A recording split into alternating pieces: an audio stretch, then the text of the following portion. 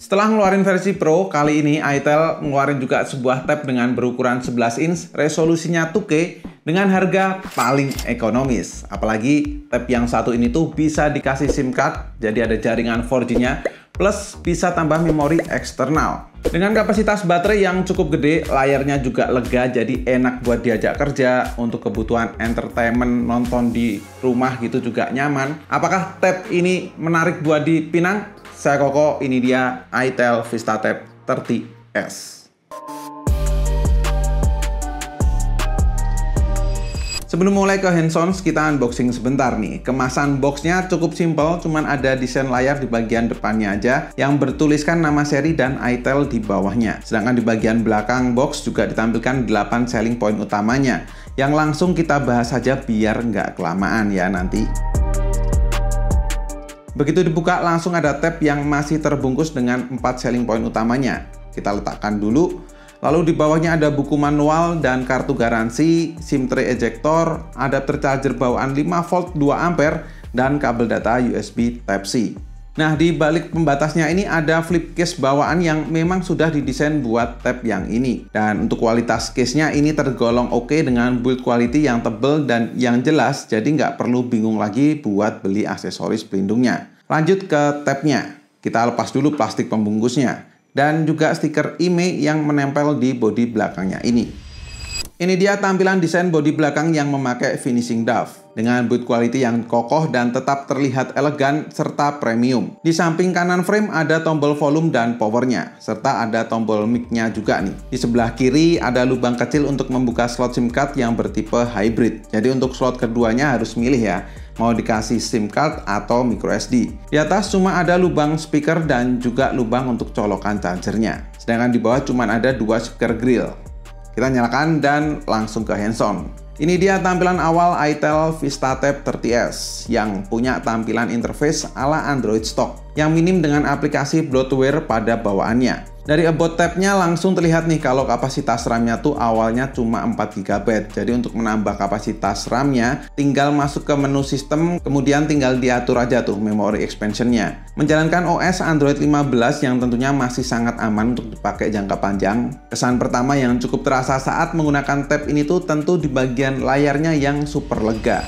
Ukurannya 11 inch, resolusi 2K dan refresh rate 90Hz. Tentunya cukup smooth ya untuk perpindahan transisi UI-nya. Dan bisa dilihat kalau bezelnya terbilang pas nih, nggak tipis tapi juga nggak tebel. Pas untuk meletakkan tangan ketika lagi handheld. Kualitas layarnya nggak disebut apakah IPS atau apa ya. Tapi yang kami rasakan sendiri, view angle-nya lebar. Warnanya cukup gonjreng juga walaupun bukan AMOLED, tapi hampir mendekati rasanya. Terus tentu detailnya tajam. Gila sih, itel ngasih layar tab dengan segede ini harganya cuma 1 jutaan. Belum lagi ini tuh juga sudah terpasang anti gores. Lumayan lah buat proteksi sementara. Tentu ya, layar lega gini jadi bisa untuk melakukan segala hal dengan puas. Apalagi ada fitur komputer mode yang bisa ngaktifin tampilan tablet jadi kayak mode desktop dengan cepat dan praktis. Tampilannya jadi kayak di PC atau laptop gitu. Jadi buat multitasking sih lebih enak. Seperti buat nonton YouTube sambil browsing atau buka beberapa tab sekaligus yang mirip banget kayak pakai komputer berlayar sentuh. Paling yang kurang cuma di bagian audionya saja yang ternyata belum stereo speaker. Walaupun ada 4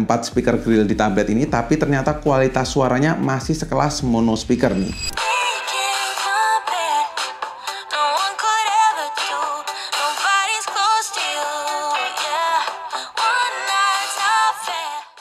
Oke, sekarang kita ke jeroannya nih. Ditenagai chipset MediaTek Helio G88 Ultimate yang sejatinya sih memang kurang cocok untuk kinerja yang cukup berat. Tapi masih bisa banget kalau hanya untuk kinerja harian yang standar ya, hingga bermain game yang casual atau MOBA tipis-tipis lah. Hal ini terlihat dari skor pengetesan beberapa benchmark berikut ini.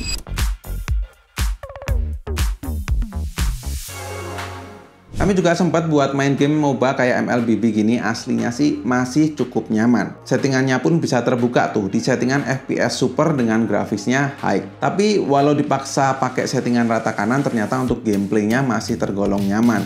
Sehingga minim terasa frame drop dan animasinya pun tetap bisa ditampilkan dengan maksimal. Palingan cuman di touchscreen-nya aja yang kadang kayak lepas sendiri dan ini cukup terasa mengganggu ya. Dimainkan selama 30 menit, baterainya berkurang sebanyak 6% dan suhu panasnya di 40 derajat Celcius. Jadi kalau buat kinerja yang berat seperti jalanin game HD tadi, aslinya tab ini tuh masih cukup bisa diandalkan ya. Asalkan nggak dipaksa pakai settingan terberat dan tentunya perlu adaptasi di bagian touchscreen yang kadang terasa kurang responsif.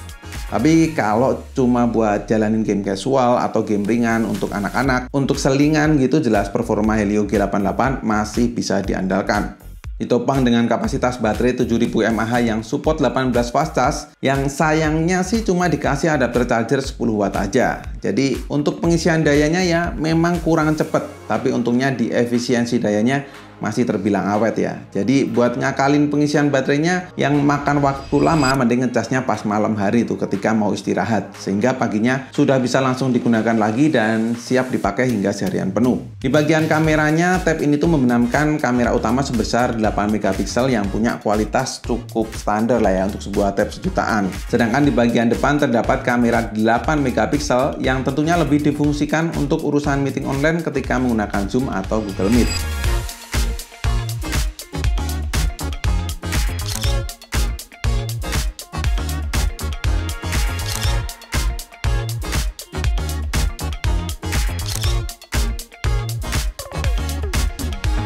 Dan jangan lupa juga fitur dual SIM card hybrid di tablet ini juga ya. Jadi udah nggak perlu bergantung banget sama WiFi, sudah bisa mandiri pakai jaringan internet sendiri dimanapun dan kapanpun. Mau nambah memori eksternal pun juga bisa, jadi memori tabnya makin gede.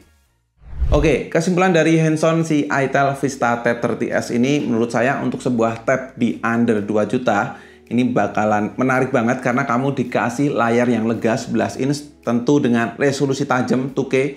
Itu bikin kerja tuh nyaman, terus kalau buat nonton atau entertainment itu juga nggak pecah-pecah gitu gambarnya. Dan apalagi buat kamu yang pakai tab ini buat kerja ya, karena di sini sudah disediakan WPS Office Pro. Plusnya lagi di tab ini sudah ada slot untuk SIM card, jadi bisa tuh kamu pakein SIM card, nggak perlu konek-konek ke WiFi, bisa dibawa kemana aja tab ini. Terus bisa juga ditambahin memory card sampai ke 2 TB ya. Gede banget sih itu untuk sebuah tab. Nah, mungkin yang cukup diperhatikan yaitu di masalah performa, yaitu di Helio G88-nya, karena ini bukan tab untuk main game yang sepenuhnya hanya untuk ke game-game yang casual.